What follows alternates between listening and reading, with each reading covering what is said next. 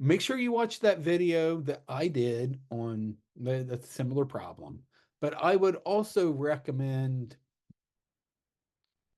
watching some of these extra videos here.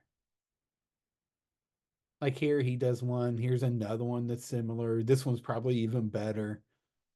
I'm going to give you a hint though on the one you have to do. Your rate in is 0. So you're only going to have a rate out. And it all comes down to dimensional analysis, just figuring out how many gallons of salt per hour are going out. That's what it comes down to. So you're going to have a rate in that is 0, and your rate out is going to be something like A over a number.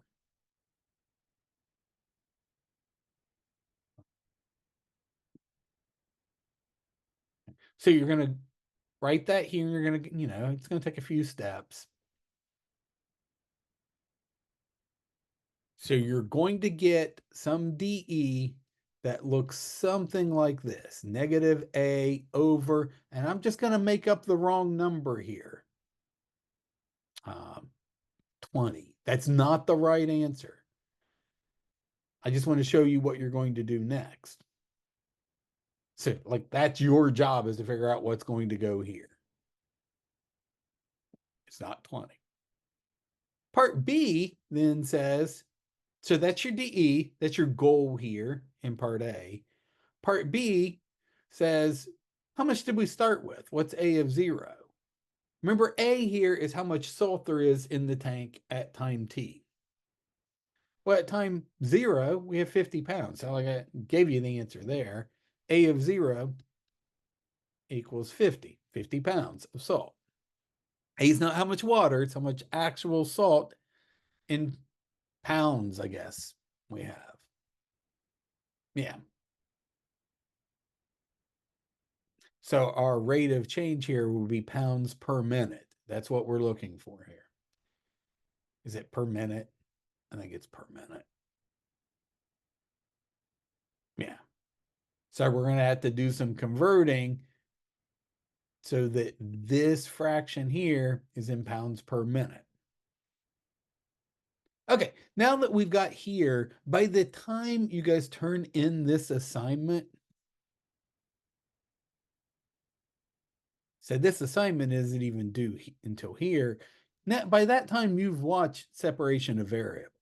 So you could just go ahead and solve the DE. It's really easy to solve. That would be your first DE. You actually just solve. But you haven't done that yet. By the time you're doing the draft, you don't know how to solve this DE yet. So you don't know how to get a solution. So what I want you to get practice with here is using Wolfram Alpha to get a solution. And what you might be saying here is, wait a minute, we can use Wolfram Alpha to solve DEs? Yeah. Oh, but then couldn't we just do that during a test? Yeah, I want you to. I want you to use a system like this to check your answers even on a test. Now, there are a couple reasons for that. Like when we get to Laplace transforms, some of those are so long and nasty. Like we're going to have a DE that might look like this, y double prime.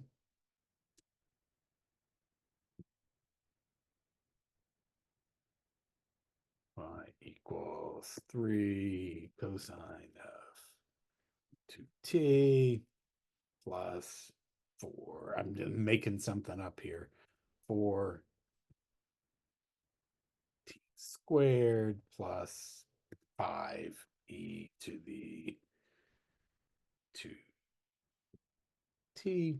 And then maybe a couple of initial conditions.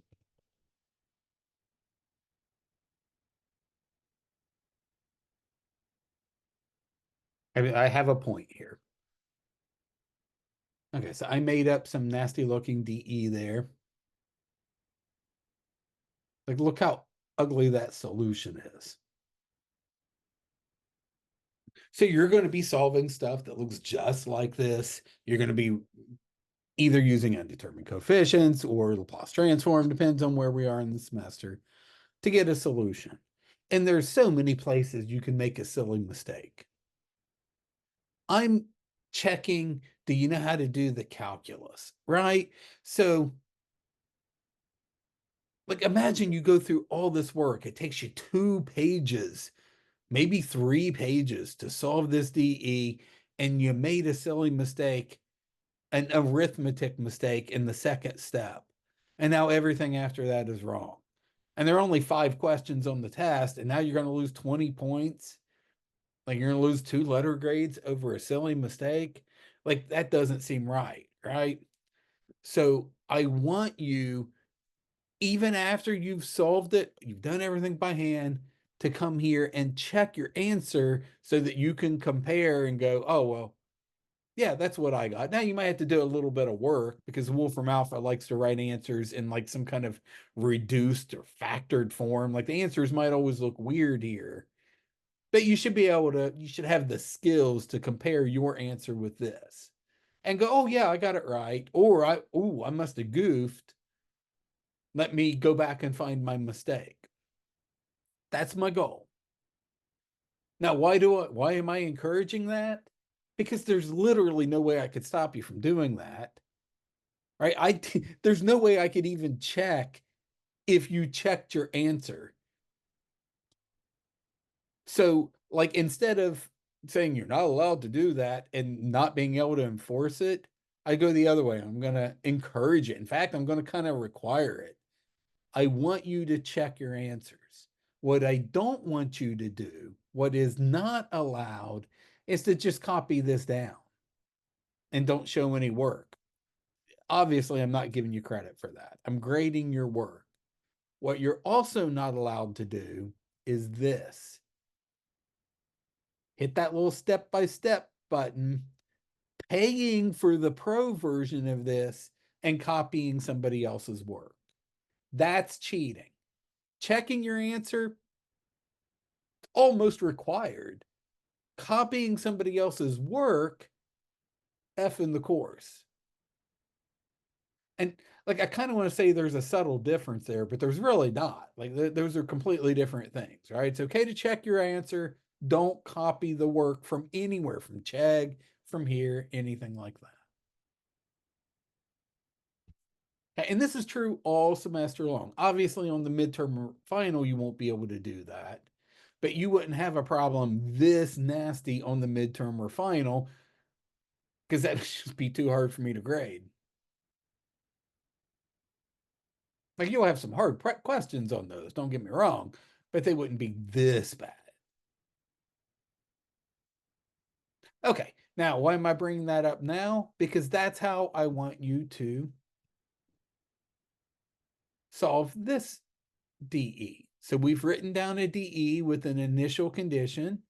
We're going to type that into Wolfram Alpha and we're going to get a solution. And obviously, like this was not the right answer. That number 20 was wrong. So you're going to get a slightly different answer, but it's going to have a form like this. So I could just type it dA dt, or I could have typed a prime. I'll show you that in a minute. Equals negative a over, and what I made up was 20, comma, and then my initial condition, a of 0 equals 50. And there's my solution. So you're going to get a solution that looks roughly like this. And once we learn separation of variables, you'll learn how to actually get this, how to do this on your own. And see here, I could have typed a prime instead. Would have given me the same thing. Thing is, if I type a prime, the system doesn't know what my independent variable is. We know from context it was t.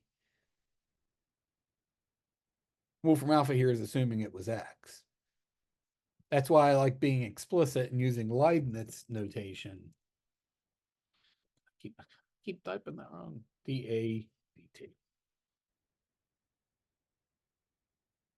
Okay,